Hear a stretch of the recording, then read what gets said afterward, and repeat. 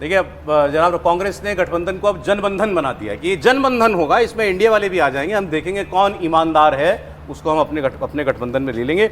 वो कह रहे हैं कि 2004 की तरीके से गठबंधन सरकार बनेगी। उन्होंने इस्तेमाल किया, हिंदी वो कम बोलते हैं, 20 साल बाद।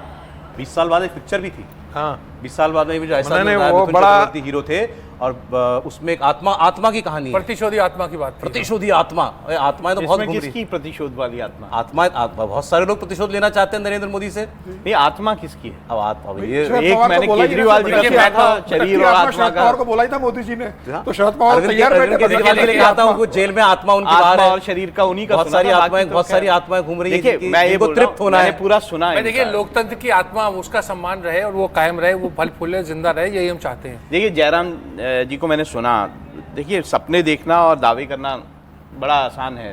ये सपना ही था, ये सपना ही है कि जो है कांग्रेस जो है वो जो है सरकार बना जाएगी। अपना तो बताया नहीं सीटें कांग्रेस का, कोई नेता इतिहास की सबसे कम सीटें इस वक्त कांग्रेस लड़ रही है। अपने इतिहास 325 सीटें अपने इतिहास की सबसे कम सीटें लड़ रही है, मतलब ये हालत है। दूसरा, कांग्रेस का जिस तरह का कैंपेन हमने देखा है, मैं अपना पर्सनल बोल रहा हूँ, हो सकता है बाकियों का असेसमेंट गलत हो, कांग्रेस उस पे जा रही है कि बीजेपी हार जाए तो हम जीत जाए। ऑब्वियसली हम तो नहीं जीत सकते, लेकिन वो हार जाए तो। और जो बात उन्होंने 2004 की कही, राशिद अच्छे से जानते हैं, Congress was in a shock. उनको समझ नहीं आया कि जीत कैसे गए, 145 कैसे आ गई। वो तो मतलब कोई आदमी सोच नहीं रहा था कि कांग्रेस में कि जीत जाएंगे ऐसे। सो ये हालत है इस वक्त कांग्रेस। तो इस बार कोई ऐसा चमत्कार नहीं होने जा रहा है। हाँ भाई साहब, शौक अच्छे होते हैं और दोनों तरह के शौक, अंग्रेजी का भी हिंदी का भी। देखिए क्या है बात, आप फिर वही प्रोग्राम है कहानी कुर्सी की। देखिए जनता के बीच लोगों ने अपनी सारा पूरा प्रचार प्रसार किया। अब जनता का विवेक है, जनता किसको वोट देती है। सब जो सत्ता पक्ष में होते हैं उन्हें कभी नहीं लगता वो हारेंगे, और जो विपक्ष में होते हैं उन्हें हमेशा एक सुखद एहसास होता है अगर ऐसी बात होती है।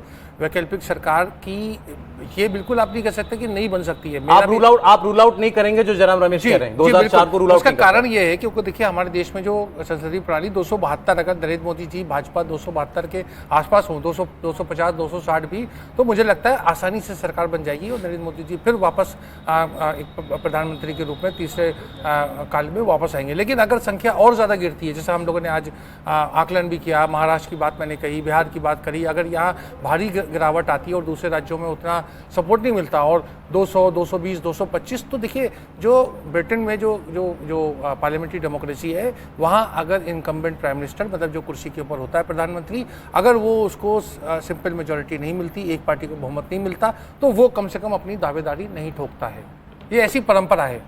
तो हमारे यहाँ तो अभी आपने 2004 बताया ना, 145 एक दल की बात, वो एक दल की बात, बस एक अभी बात पूरी कर लूँ। वो उसका उदाहरण वो 1989 में जब राजीव गांधी जब हारे थे चुनाव 1989 का, सिंगल लार्जेस्ट पार्टी थे, 191 उनकी लोकसभा की सीटें थी, लेकिन उन्होंने दावा नहीं पेश किया। विश्वनाथ प्रताप सिंह की पार्टी जो जनता दल थी, उसके 142 सीटें थी और भाजपा और वाम दल तो सब करेंगे। अगर हम ये तय कर लें कि कौन से ऐसे राज्य हैं जहां बीजेपी को नुकसान, मैं बता देता हूं आपको फायदा हो रहा है। देखिए पहले मैं आपको समझ आ जाएगा, मैं बता रहा हूं ना आपको। अभी जयराम रमेश ने जो बोला और अमित शाह जी ने जो बोला, कंपेयर कर लेते हैं। जयराम रमेश कह रहे हैं राजस्थान में हमको फायदा होगा, अमित शाह ने माना। उन्होंने कहा हरियाणा में हमको फायदा होगा, अमित शाह ने माना। लेकिन राजस्थान में कितना फायदा होगा ये वही कह रहा हूँ। जयराम रमेश को लग रहा होगा हमको 10 सीट का फायदा है, उन्होंने कहा मेरे को 1-2 सीट का नुकसान है केवल। अमित शाह ने बोला हरियाणा में, उन्होंने बोला मेरे को 1-2 सीट का नुकसान है, ये ज्यादा फायदा देख रहे होंगे।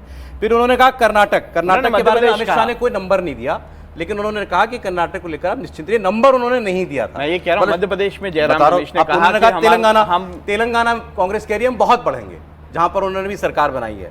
लेकिन तेलंगाना में अमित शाह कह रहे हैं, उनका नंबर दिया उन्होंने 10, 17 में से 10 सीटें हम जीतने जा रहे हैं, जो पिछली बार 4 थी। उड़ीसा को लेकर के उन्होंने कहा, उड़ीसा में भी उन्होंने कहा कि हम लोग 15 से 17 सीटें जीत रहे हैं, 21 में से 15 से 17।